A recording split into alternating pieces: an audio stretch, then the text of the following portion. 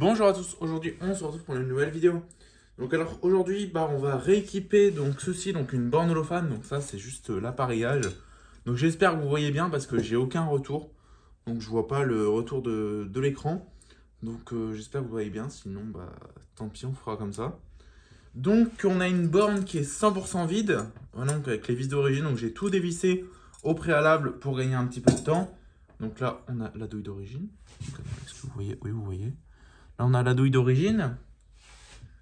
Là, on va avoir que j'ai mis là des petits porte-fusibles. Voilà. Donc ici, on a le petit cartonnet qui est sous la douille, les vis de la douille ici. Donc j'ai tout d'origine, les vis sont d'origine. Donc vous connaissez un petit peu mon détail pour l'origine. Donc du coup, j'ai tout ce qu'il faut d'origine. Et cette borne de base, elle est non appareillée, elle est en incandescence, sauf que cette borne, elle a existé en BF, donc en BF dans les années 60. Donc ça, c'est vraiment une authentique des années 60 avec le porte-fusible d'origine en porcelaine, la douille un peu comme dans les EPAL, même genre de style de douille. Et donc d'origine dans les années 60, celles qui étaient appareillées, elles avaient ce genre de ballast. Vous voyez bien. Donc un petit Mazda Ura, donc ça c'est ce que j'ai dans mon stock. Donc un petit ballast Mazda Ura. Donc bon, il y a déjà les fils qui sortent dedans. Voilà, donc ça c'est les petits ballasts des années 60, il date de 1969. Donc on va commencer tout de suite. Donc très simplement, on va venir les rondelles. On vient mettre notre ballast. Voilà. Voilà, on incruste notre ballast. Maintenant,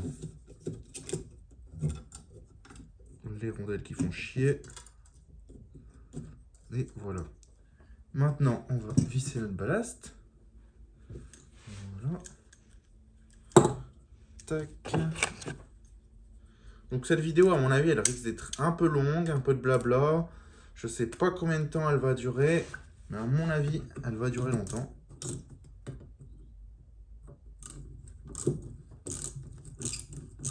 Tac. Donc c'est pas d'origine théoriquement, hein, clairement, parce que cette borne, elle est d'origine en incandescence. Donc en théorie, il n'y avait rien. Du coup, il n'y avait rien et maintenant il y aura quelque chose. Ça se met à côté. Allez. D'accord.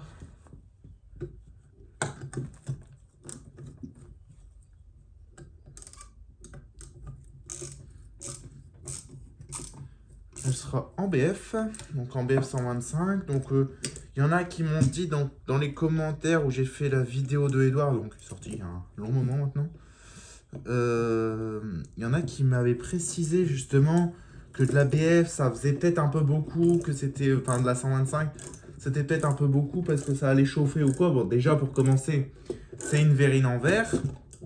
De deux, ce modèle il a bien existé en BF 125, hein, c'était la plus grosse des options. C'était BF 50, 80 ou 125 avec incandescence ou en incandescence. Donc voilà, donc on a notre ballast donc fixé à son emplacement. Donc avec option incandescence, enfin option BF pardon, donc c'est incandescence de base avec option BF. Donc pas sodium, hein, peut-être sur les dernières, mais sur celle-là pas sodium. Mais en fait, il y en a qui m'ont dit que c'est peut-être un peu beaucoup 125, alors absolument pas, parce que déjà c'est une verrine en verre et une borne en métal. Donc en soi, et puis c'est très très aéré, vous allez voir après on va remonter cette platine dans la borne, donc vous verrez que c'est vraiment très très aéré. Il n'y a pas de problème là-dessus, vraiment c'est tout simple. Donc alors notre douille, normalement elle se met comme ça, donc nos fils, ils passent comme ça. Donc alors, le noir du coup. Tac. Hop là. Hop.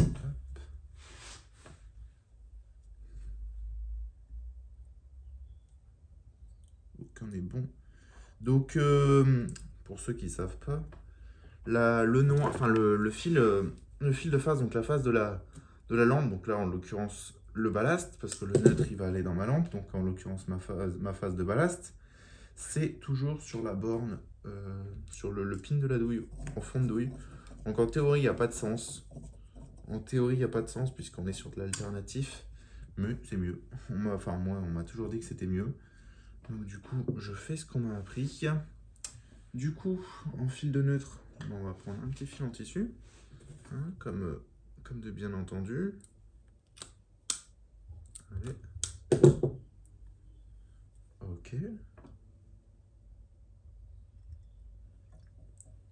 Donc le fil qui sort du ballast, je ne l'ai pas choisi, clairement. C'est un ballast où il n'y a pas de bornier. C'est la première fois que je vois un comme ça, mais bon, j'ai récupéré ça. Donc du coup, je prends ce que je récupère. Hein. Voilà, je prends ce que j'ai en stock, on va dire. Tac. Et tac. Du coup, voilà. On va enlever un petit peu les toiles d'araignée. Donc ça, c'est de l'amiante, pour ceux qui ne savent pas. Donc vous allez me dire, oui, mais t'es fou, c'est dangereux et tout. Alors non, c'est pas spécialement dangereux. Hein. Si on commence pas à le respirer, à se frotter la joue dessus, enfin, ce genre de truc, quoi, ça risque rien du tout. Mais vraiment rien du tout. C'est juste la poussière d'amiante qui est nocive, on va dire. J'aurais dû visser cette vis avant. Voilà, bon, c'est les vis d'origine, elles sont complètement bouffées. Mais bon, je tiens à garder la visserie d'origine. Allez. Ok. Donc c'est 100% la visserie d'origine. Bon, ce qui est très étonnant, mais vraiment étonnant, c'est qu'on est sur de la visserie holophane. Donc des années 60, donc 60-70, hein, celle-là elle date plus des années 60 vu la douille. C'est une première génération celle-là. Et ben on est sur de la visserie en... On est sur de la visserie en... Comment dire? En acier. Alors que dans les années 60 en général, même ils mettaient souvent de la visserie en inox. Mais c'est vrai que dans les haros, même dans les LT au fond des réflecteurs, c'est vrai que c'est de la visserie en acier. Bon, c'est un peu chiant. Heureusement qu'ils ont changé ça parce que l'avantage, même avec les visseries Torn, c'est que c'est de l'inox et franchement, ça rouille pas, ça se grippe pas. Sauf quand c'est dans l'Alpax. Donc les vis sur les côtés, par exemple, des LT. Ou alors les vis des briques, des pilotes, des fois, elles sont complètement grippées. C'est pénible parce qu'on ne sait plus les enlever après. Voilà, donc pas trop serré au début pour pouvoir encore tourner la douille.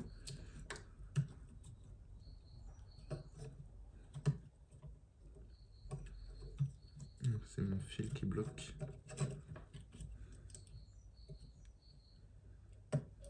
Ok.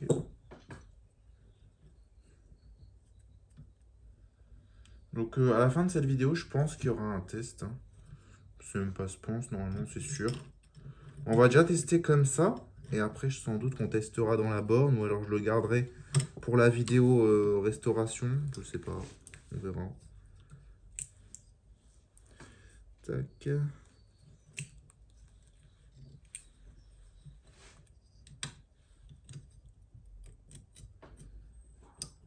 Donc cette borne, il faut savoir que quand je l'ai récupérée, donc avant d'enlever cette platine, j'ai bien galéré. Parce que comme vous pouvez le voir, là autour, là c'est complètement rouillé. Et donc, il faut vous imaginer les vis. Hein.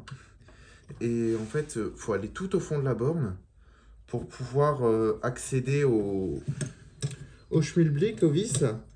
Et ben ma clé ne passait pas parce que du coup il y a le manche de la clé. Donc j'ai bien galéré, j'ai dû les chauffer à mort. Mais bon, j'ai réussi. C'est le principal. Du coup voilà, là on a notre douille qui est fixée. Voilà. Notre fil, donc du coup de neutre. Bon, de toute façon le fil de neutre il sera blanc et sans doute le fil de phase aussi. Hein. Voilà. Tac. Donc on va se mettre là.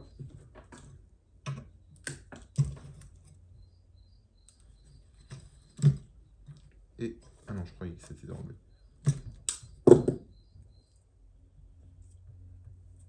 Tac. Tac. Voilà.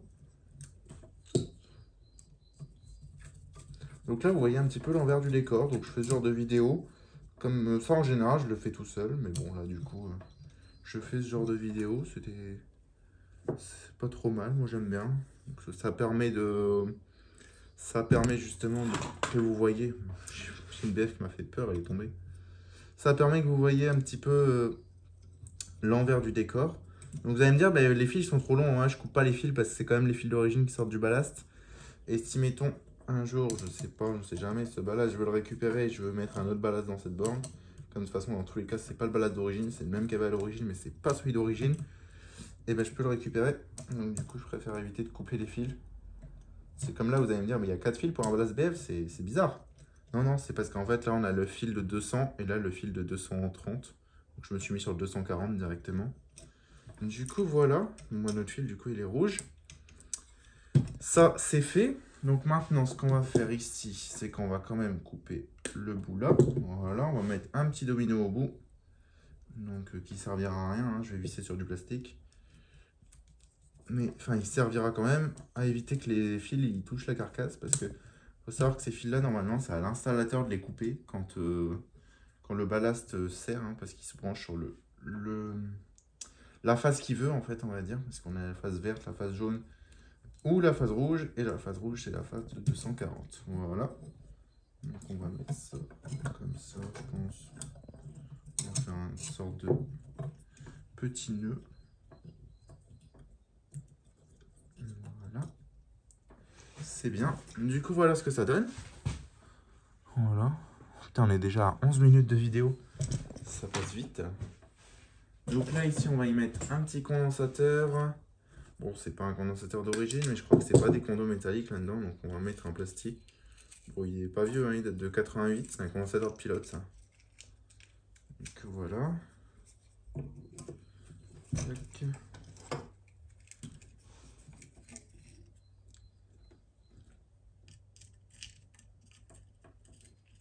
Donc alors, si je peux vous donner un petit conseil, les condos en plastique, ne les serrez jamais à la clé.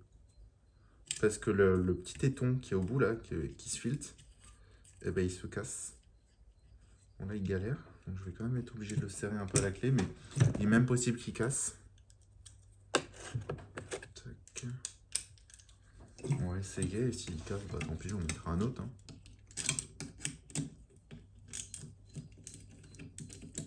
Ok, bah voilà, vous avez vu, en direct, il a perdu un bout.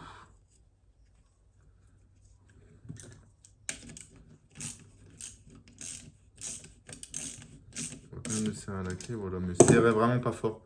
Ça sert à rien, ça, bon, ça le à gauche, je le mettrai lors de la vidéo restauration, j'en ai pas sous la main. Non, ah si, peut-être, si, j'en ai un. Parfait. Parfait, j'en ai un là. Ok, bah nickel.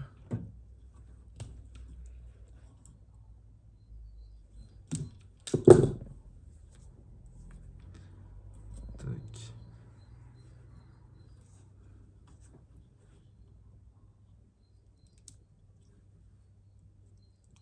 Voilà.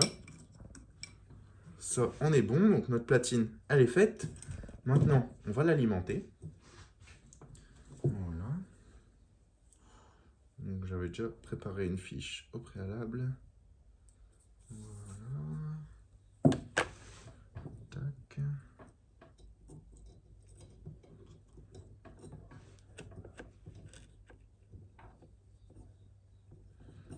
On va la redénuder un petit peu. Parce que j'aimerais bien quand même y mettre la terre sur ce luminaire.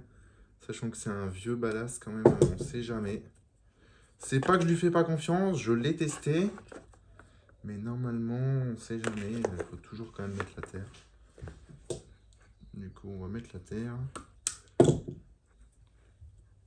Voilà, tac, tac. Bon, c'est pas restauré, mais en général, je mettrai un petit risan pour tenir mon câble. Enfin, mes fils, du coup. Voilà. Tac. Tac. Donc, j'espère que mes fusibles sont bons, j'ai pas testé. J'ai même pas de VAT avec. Bon, c'est pas grave. C'est pas grave, on verra en direct. Hein. Et si ça marche pas, j'en ai en stock de toute façon. Ou alors je ferai un truc qu'il faut pas faire. Je mettrai un bout d'alu pour tester. Ça fera le taf, au moins pour la vidéo.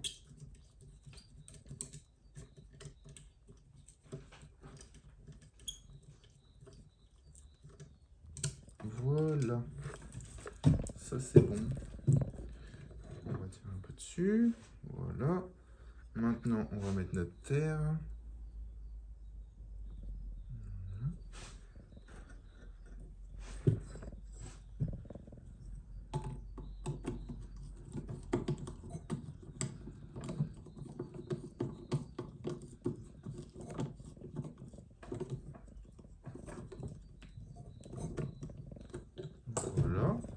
nickel. Il n'y a plus qu'à. Donc maintenant, on va venir tester avec une lampe test. Une petite Sodium 70 watts. Bon, c'est une ancienne, hein, comme vous pouvez le voir.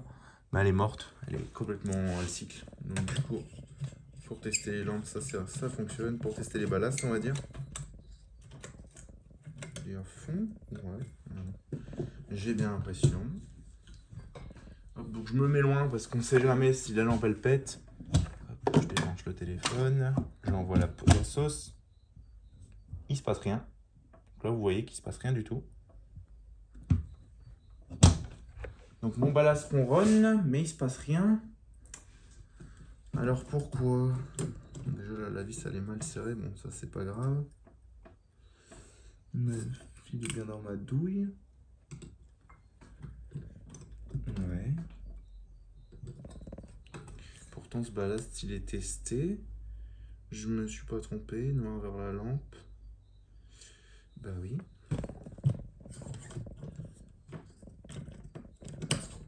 Avec ça, on va mettre une BF. Et le tuyau il bouge aussi de cette lampe.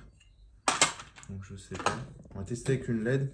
Normalement, s'il y a du jus dans la douille, ça devrait s'allumer coûte que coûte. Même si le ballast est en défaut isolement, ça s'allume une LED. Donc on va voir déjà si j'ai du jus dans ma douille.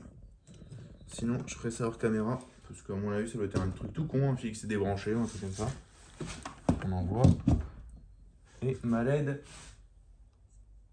elle ne s'allume pas.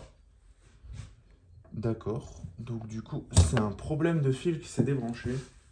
Donc à mon avis, je dois avoir mon neutre qui part directement dans mon ballast. Enfin mon neutre qui part dans ma douille, mais à mon avis ma phase, elle doit être mal branchée. Donc vous savez quoi, je fais une coupure sur la vidéo, elle doit être beaucoup trop longue. Je teste hors caméra. Donc voilà ce que ça a donné une fois remonté. Voilà, dedans j'ai une petite BS125. C'était le problème. Le problème il venait du fait que j'avais pas mis les fusibles. C'est vraiment une erreur bête d'inattention. Donc du coup voilà, la lampe elle démarre tranquillement. Vous pouvez entendre le ballast je pense. Voilà, on n'a pas de défaut. On va toucher là parce que là le chapeau est juste en contact avec la verrine. Franchement c'est vraiment sympa. Voilà, bon, on peut voir un petit peu ce que ça rend. Bon, de toute façon je pense que vous avez déjà vu ce style de borne. Hein. Même aujourd'hui on a encore d'installer.